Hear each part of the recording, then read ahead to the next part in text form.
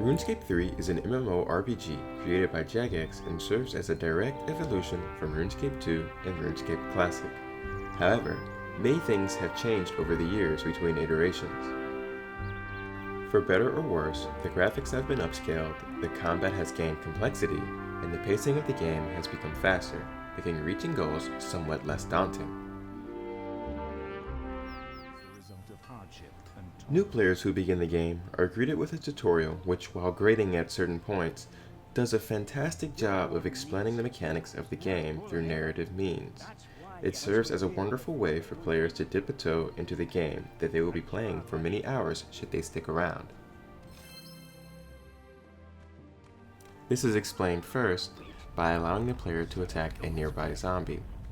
It is at this moment that the tutorial takes the time to explain abilities and the action bar to the player, as they will be pivotal for the rest of the game. As well as teaching the player to defend themselves in combat, the tutorial makes a point to teach the players how to gather materials and cook food and prepare weapons for themselves. It is here that the player will learn the basics for the skills they will use to progress through the rest of the world. Although slight variation will occur, the core gameplay will remain the same.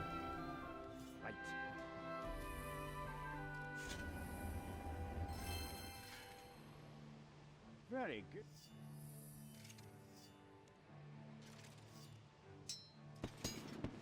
Well, look at that.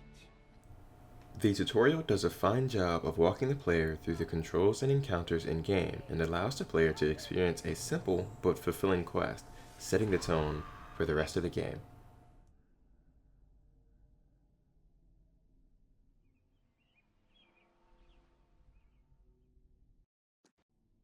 Well, that was a fight to remember. You fought bravely, lad. After completing the tutorial, players are given freedom to roam the world as they see fit and can freely level as they choose, where they are almost entirely limited by how large their imagination can be.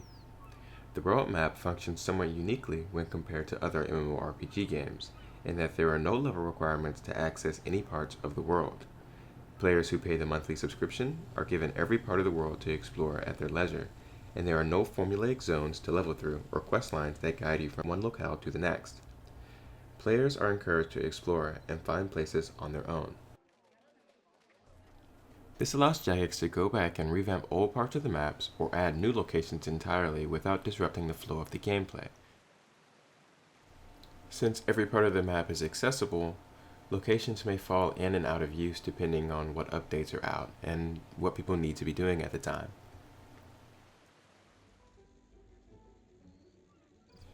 In addition to a large overworld, players may find themselves stumbling upon vast and dangerous underground caverns and caves full of monsters, a perfect place to get lost or to find treasure.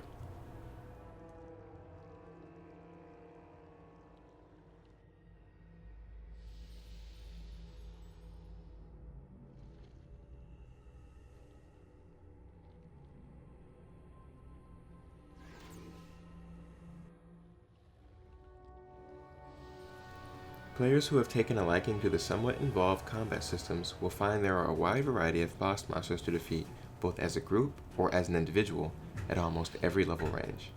And for those who prefer a more laid-back way to fighting monsters, there is an entire skill dedicated to defeating vast amounts of smaller monsters known as Slayer. No matter which of these two options you pick, you can be sure that at the end of your task, you will have a lump sum of treasure.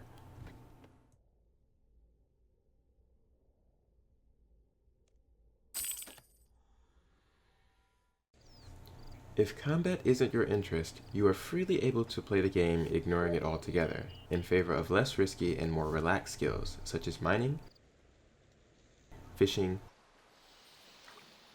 woodcutting, or the plethora of artisan skills, each of which may come in handy when making money or felling foes. That brings me to my next point. Beyond defeating monsters and gathering their loot, RuneScape offers two types of player versus player combat: safe, which prevents you from losing items upon death, and dangerous, for players willing to risk money for great hauls.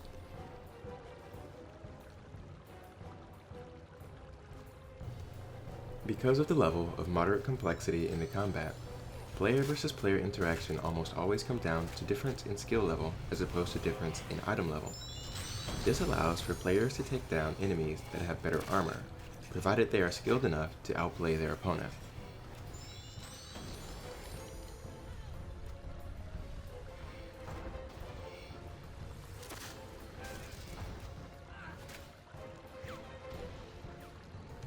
While the safe PvP interactions may not yield any amazing money, you may find yourself walking away with quite a large pile of tokens to trade for either experience points or cosmetic items. At the very least, you will almost always have a great time playing against players who are trying their best to secure a win for their team. Now that I have finished discussing most of what I enjoy about the game, I must list a few gripes that I have. Many may not be particularly bothered by this, but it should be stated that Runescape has a completely optional and cosmetic currency store, alongside the treasure hunter, which is akin to loot boxes.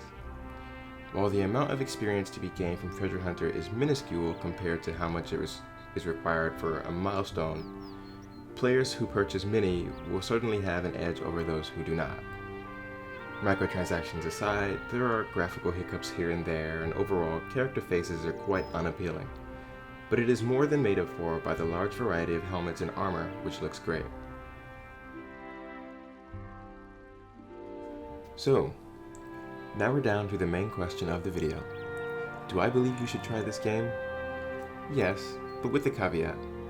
For anyone trying this game out, enjoy being new and take time to explore and be enthralled by the magic that comes from such a large and interesting world. The game is most fun when there's mystery to uncover and danger around every corner. Don't be afraid to waste time or to try new things, and don't be distracted going after milestones. RuneScape is an adventure after all, and it's more about the journey than the destination. This has been BRB Time, and I hope you've enjoyed this review. Remember to leave a like and subscribe for more content, and I will see you next time. Take care.